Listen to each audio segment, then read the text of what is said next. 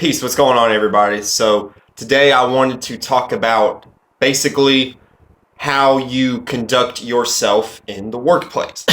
Excuse me. And the reason for even coming up with this video is because of the thoughts, the feelings, and just the kind of stance I'm having as far as my current place of work right now. So this is causing me to kind of like not necessarily reconsider.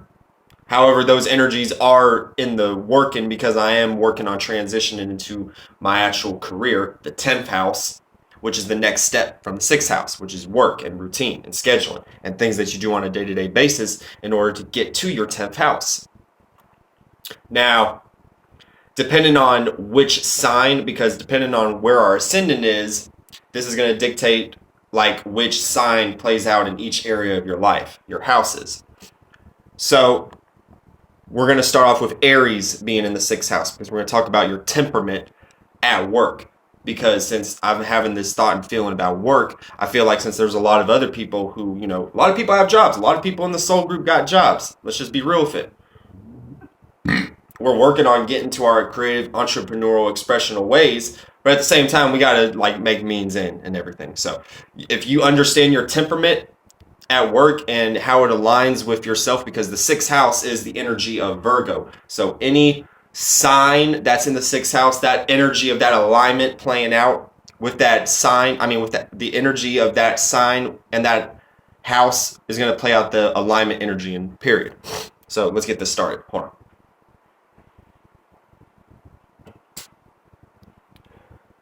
And what I was trying to say is that the energy, the element of the sign is still going to play out in the same kind of influence as if, like, for example, let's say Taurus is in your 6th house. That's going to be a trine energy because Taurus is an earth element and the 6th house is ruled by Virgo. It rules Virgo because the signs came out of the houses. The houses were actually here first. So the sign, let's just get into the video. So, Aries in the 6th house. So, this is if you have a Scorpio rising. Scorpio rising, you have Aries in the 6th house. So, what does this mean? This means that your temperament at work, you may be very bossy. Not in a Capricorn way, but in a very expressive way. You may have a very animated way of being the boss at work actually. This could create a lot of friction too, unwarranted, because of the misalignment element that plays out with Aries and Virgo. Because like I said, the 6th house and Virgo all correlate to the same energy. So with Aries being in the 6th house, you could be a manager. You may have the ability to easily become the manager of any job that you work. But at the same time, you just play out this energy of maybe wanting to try to be the boss or maybe boss people around in a very flamboyant way because Mars is your 6th house lord. So Mars is always trying to not necessarily seek attention. It does try to get the job done because, with Aries in the 6th house, you may be very passionate about really just wanting to get a fucking check and everything like that. You know what I'm saying? So at the same time, you just got to understand that with Aries in the 6th house, you can be the general at work. You can be very bossy at work, but you also may come up with new ideas at work too. You know what I'm saying? You may spark people's imagination at work too because this is just your temperament when you're in the workspace also. And you have a Scorpio rising, so you already kind of have this mysterious vibe about yourself in general. But when people kind of talk to you more at work and everything like that, they understand that maybe you could influence them in a creative way. Or this could be, positive and negative. You may also be very bossy and you may also appear very reckless at work too. So you got to be careful. Taurus in the 6th house.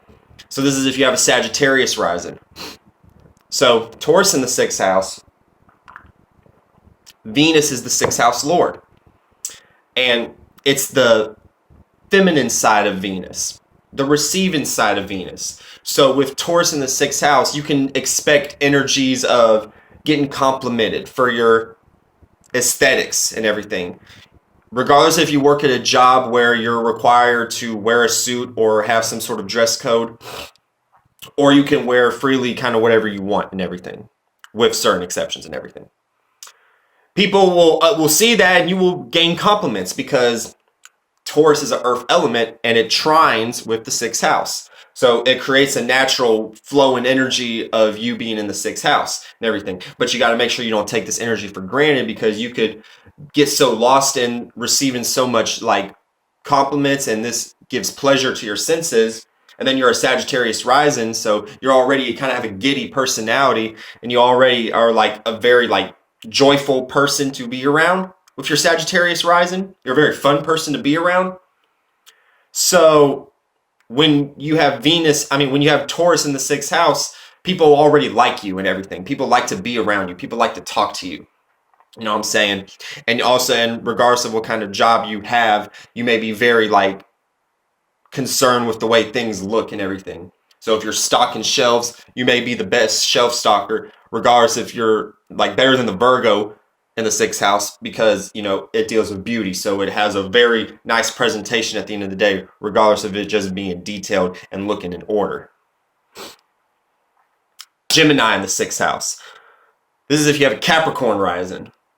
So already with a Capricorn rising, you already have a bossy personality. So with Gemini being in your sixth house, you're very communicative at work.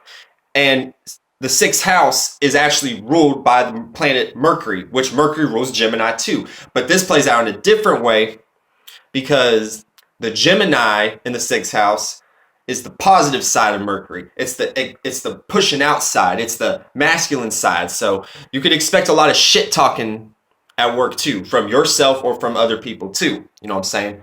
And since you have a Capricorn rising, you may attract people with that kind of personality too. People who are very bossy to you too, or you could be bossy to people at work too. Not like the Aries being bossy at work in a very kind of like fun going, but kind of like, hey, I'm just fucking with you kind of in a way, but hey, get this shit done and everything, but I'm also trying to be fun and everything. The Gemini in the sixth house has a sharp tongue. Gemini in the sixth house has a sharp tongue, and then with the Capricorn rising being so serious. And this doesn't always play out. It can be good or bad. With Gemini in the sixth house, you know how to get shit done because you're not always caught up in the details like Virgo, which is the feminine side of Mercury. You're actually able to kind of like see the details and then be able to like express them, and then people sort of kind of get the picture. And since people are slightly intimidated by your Capricorn rising, you have more of a chance to light a fire under people's asses for them to be able to actually get the job done. You may work in sales. You may be in that kind of job field with this Gemini in the sixth house. Ooh, I'm getting too close. So Cancer in the sixth house. This is if you have an Aquarius rising. So with Cancer in the sixth house, you're very nurturing at your job. You may be a nurse. You know what I'm saying? You may work at a bakery, because Cancer, the whole energy of Cancer deals with nurturing. And then when you're cooking something and then presenting this dish to someone for someone to digest and ingest, that's nurturing them. That's where the energy comes from. Excuse me. There's a lot of care that goes on, and you care about your fellow co-workers. If you're a manager, this is actually probably the perfect, almost the perfect placement for a manager if they have Cancer in the sixth house, because with their Aquarius rising, they already have this ability to gather up a crowd, and they have a unique personality, and then people are attracted to this unique personality, but is also able to like kind of direct the crowd because it's ruled by Saturn. Aquarius is ruled by Saturn. So, and with Uranus being there too, you know what I'm saying, it has a unique kind of edge to it, so people are more intrigued and not just like the Capricorn rising, just like, oh shit, I'm scared because this motherfucker is like about to boss me around. With the Cancer in the sixth house, with the Aquarius rising,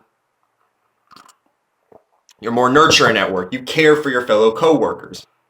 On the negative side, you may care too much about how they feel about you, and they may care too much how you feel about them, and vice versa. This is really just the temperament of what happens in the workplace for you.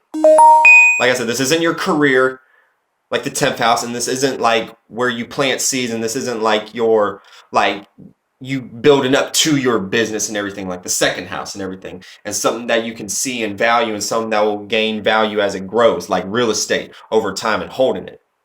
This is just work and doing detailed shit and meticulous tasks to get shit done and everything. But when you're in this space with the Cancer in the 6th house, very nurturing. You care for people. You may cook when people are on lunch break. You may be cooking for people and everything. And it plays out in a lot of different ways. Leo in the 6th house. This is my placement. This is if you're a Pisces rising. So with Leo in the 6th house, by default, these are the temperaments. You already are kind of the center of attention at work, regardless of how it could play out. You may be the center of attention at work because you're the hardest worker. You may be the center of attention at work because you look a certain way or your hair is long or some shit like that. You know what I'm saying? Take me for example. You may gain attention because you suck at work and everything, or because you're slow. You're very noticeable. You're very noticeable at work, and people pinpoint you, and people see you coming a mile away. And then and then at the same time, you know what I'm saying? You know how to hold it down because it's the sun, and the sun is the whole center of the solar system, if we want to look at it in that context, and is the center and basis of everything, as far as gravitational pulls and all the other planets revolving. So with the Leo being the center of attention, it's able to ground itself and able to be able to hold the team down and everything like that. And very passionate about work too, kind of like with the Aries in the 6th house, but the Aries in the 6th house is more about leading, and the Leo in the 6th house is more just about wanting to be appreciated at work and everything like that, and wanting to be seen at work, and wanting to be, or even if it's not wanting to be seen for the hard work, they want to be seen for something. In my case,